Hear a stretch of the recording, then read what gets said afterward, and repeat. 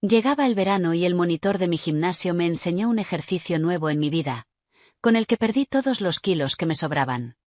Me puso a sudar como una perra. Jamás imaginé que al alcanzar los 56 años, todo en mi vida pudiera tambalearse con tanta fuerza. Fue una tarde cualquiera, hojeando una revista en la sala de espera del dentista, cuando me topé con un anuncio que parecía hablarme directamente. Redescubre tu esencia.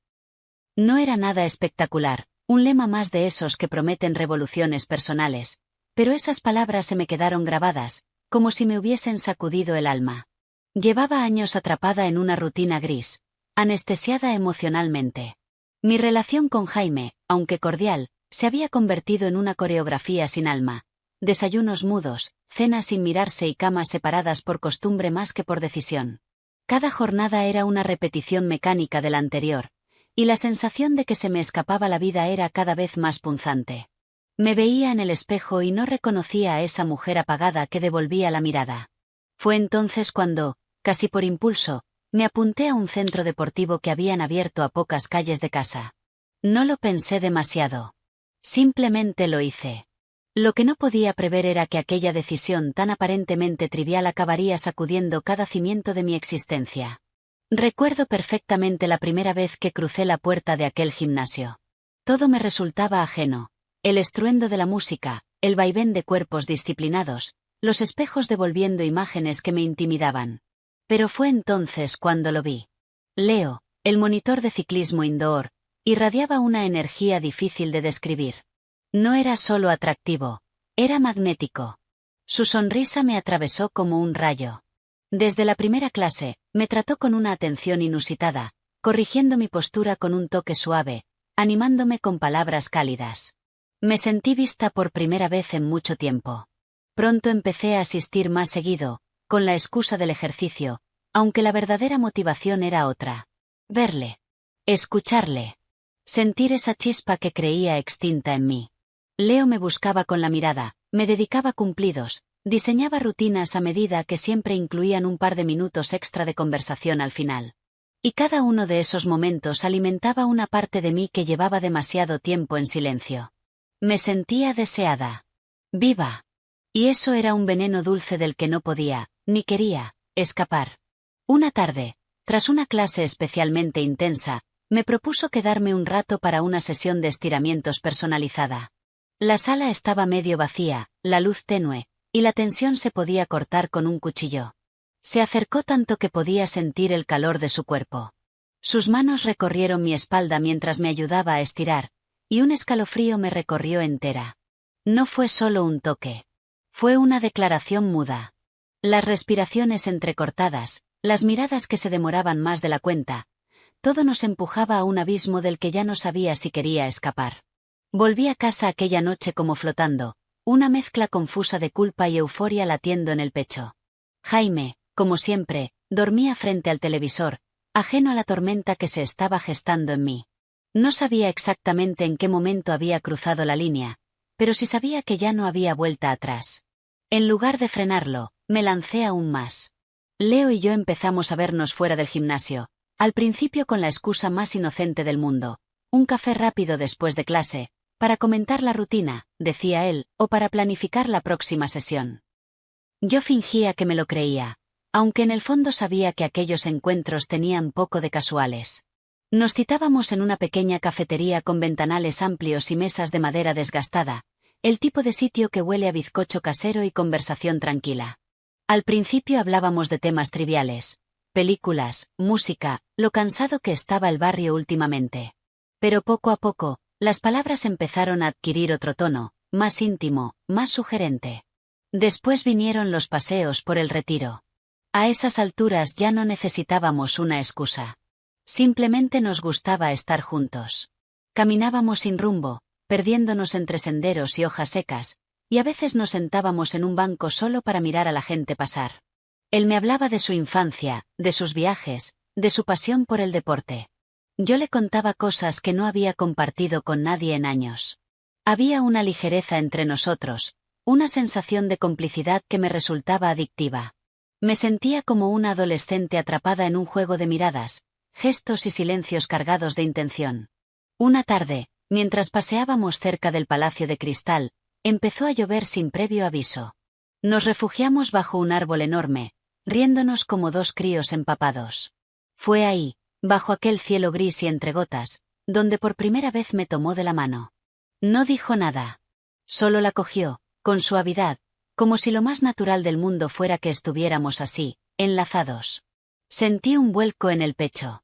Aquel gesto sencillo me pareció más íntimo que cualquier caricia.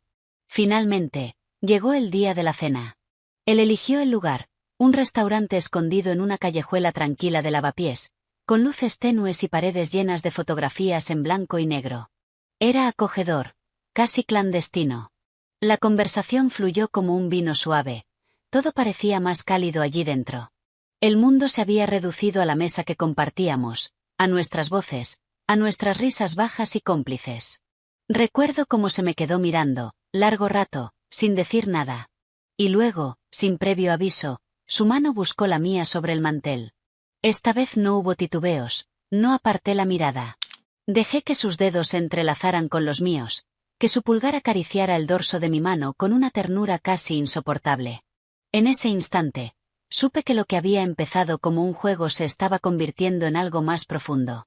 Había cruzado un umbral, y aunque todavía no podía nombrarlo del todo, sentía que ya no había marcha atrás. El corazón me latía con una fuerza que hacía años no sentía. Aquella cena no fue solo una cita. Fue un punto de no retorno. Después de la cena, nos fuimos los dos al baño, y me sentí más viva que nunca. La conexión era eléctrica, pero también había algo que me chirriaba. Cada vez que le preguntaba por su vida fuera del gimnasio, él esquivaba el tema, cambiaba de conversación o hacía alguna broma para salir del paso. Me intrigaba, pero no quería estropear la magia. Hasta que un día, el castillo de naipes se vino abajo. Estábamos en el vestíbulo del gimnasio, cuando le vi charlando animadamente con una mujer que me resultaba muy familiar. Al acercarme, se me paralizó el pulso.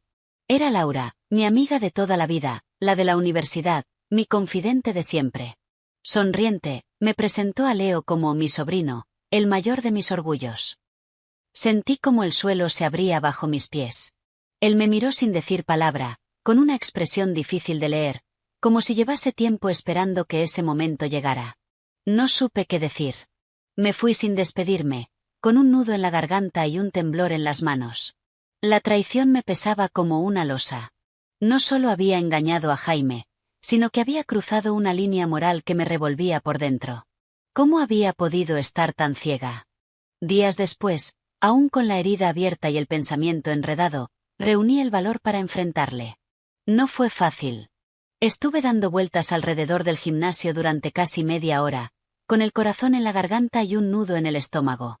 Cada vez que alguien entraba o salía, me escondía como si fuese una delincuente, temiendo encontrarle antes de estar lista. Pero en algún momento, la rabia y la decepción fueron más fuertes que el miedo. Entré decidida, con la cabeza alta y las emociones al borde de la explosión. Le vi hablando con un grupo de alumnos junto a las bicicletas. Sonreía como si el mundo no se hubiese derrumbado días atrás, como si no cargara con una traición. Cuando nuestras miradas se cruzaron, su expresión cambió. Supo al instante por qué estaba allí.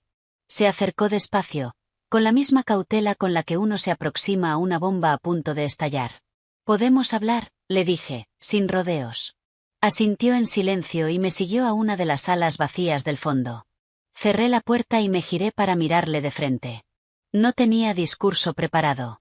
Solo me salían palabras rotas, entrecortadas por la rabia y la tristeza. «¿Por qué no me dijiste quién eras? ¿Por qué no fuiste sincero desde el principio?», solté, con la voz tensa, casi temblorosa. «¿Era una broma para ti? ¿Una especie de aventura a escondidas con la amiga de tu madre?». Él bajó la mirada. Parecía incómodo, como un niño pillado en una mentira. Su respuesta llegó tarde y sin fuerza. «No lo sabía. Te lo juro. No tenía ni idea de que conocías a mi madre. No fue algo que planease. Todo se dio sin más». Pero su voz sonaba hueca, como si repitiera un guión aprendido. Sus palabras no coincidían con sus ojos, que esquivaban los míos. Había en él una mezcla de vergüenza y algo más difícil de definir. ¿Remordimiento? ¿Cinismo? ¿Miedo? No me lo creo, Leo, dije finalmente, sin levantar la voz, pero con una determinación que me sorprendió incluso a mí. Has jugado con fuego. Y yo he sido la tonta que se quemó sin ver venir las llamas. Él intentó acercarse, quizás para calmarme, quizás para convencerme con ese encanto que tantas veces me había desarmado. Pero ya no funcionaba. Le hice un gesto para que no lo hiciera. No quiero más mentiras, ni más excusas. Esto se ha terminado.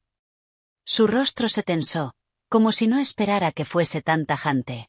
Pero no dije nada más. No había nada más que decir. Salí de allí sin mirar atrás, con las lágrimas brotando antes incluso de alcanzar la puerta. Eran lágrimas calientes, pesadas, que no solo dolían por él, sino también por mí, por todo lo que había dejado pasar, por todo lo que me había permitido sentir sin saber a qué precio. Al llegar a la calle, el aire frío me golpeó la cara, como un bofetón necesario. Caminé sin rumbo durante horas, repasando cada momento, cada gesto, cada mentira disfrazada de caricia. Me sentía vacía, como si me hubiesen arrancado algo muy dentro. Más que traicionada, me sentía estúpida.